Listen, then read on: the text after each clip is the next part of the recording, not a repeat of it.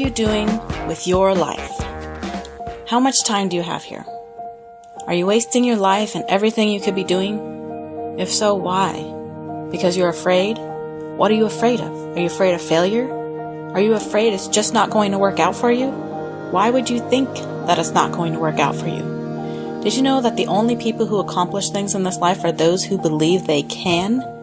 Even you, for the things you have accomplished, the only reason you were able to do that was because you believed in yourself. So why can't you believe in yourself about your biggest goals and dreams? There's actually so little different about you compared to anyone else who has accomplished great things. The only thing that may be different about them is that they had the mindset that allowed them to try the things that they set their mind to. When they came up with an idea, they just did it. If there was an obstacle, they didn't say, "Oh well, I guess I just can't do that. I guess I'll just have to throw in the towel." No, they figured out a way to get over that obstacle. They were resourceful. They took the resources they had and turned it into something that they wanted it to become. Everything is changeable. Your life, your circumstances. You can exchange money for things, time for money, time for accomplishments. You can take things in this world and turn them into a masterpiece, something you desire to come true. There was once a painter who lived in Philadelphia. His passion was to paint grand paintings, and he was very good. He had a natural talent, but he didn't make much money. One day he couldn't afford to buy his canvas and paints. He took a walk, pondering how he was going to be able to paint this idea he had in his head. He envisioned a woman holding her newborn child, big heavy clouds hovering over them, then splitting just enough for rays of sunlight to shine down on them. The vividness he had in his mind, he just couldn't contain it. He just had to get this out with his paintbrush. Well, as he was walking down the alley, there was lots of noise disturbing his thoughts. Hammering, drills, all kinds of power tools. They were renovating one of the houses on the alley. And he was looking up, watching what they had done to the house, and he remembered how bad that house looked before. He admired their work. The house was really coming along. Well, he was about to walk away when just to the side he looked down and there was a giant piece of plywood leaning against the dumpster. A construction worker was throwing it away. He walked up to it to examine it, and it was in good condition. A piece cut off one end, but besides that, it was pretty much how you would get it if you hopped over to Home Depot to pick it up yourself. For some reason, he decided to look inside the dumpster.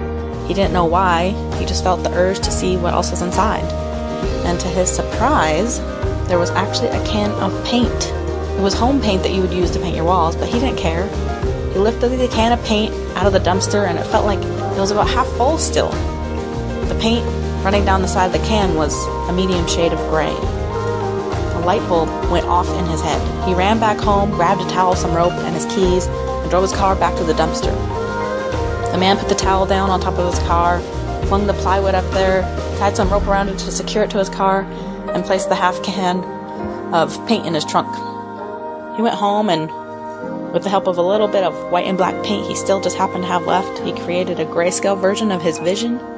The woman holding her baby, the clouds parting, the rays of sun shining down on them.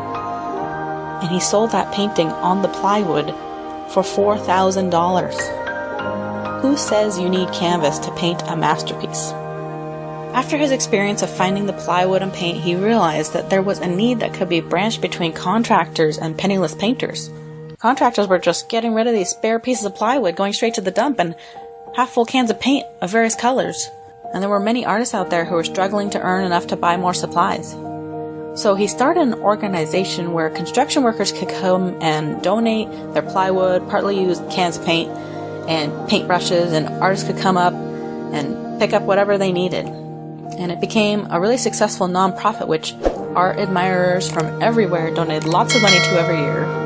Eventually people also began to donate canvases of every size and acrylic and oil paints of every color, all the various shapes, sizes, and styles of brushes. And all the artists whose passion it was to paint had their needs finally fulfilled because of this one man with one grand vision. What's your vision? It doesn't have to be grand. What do you want to do with your life? What do you want to do this year? Find a way to do it. There is a way. You just have to find it. Don't look at those obstacles and give up. Everyone has obstacles. The people who succeed are the ones who look at their obstacles and think of a way to overcome them. So take action now.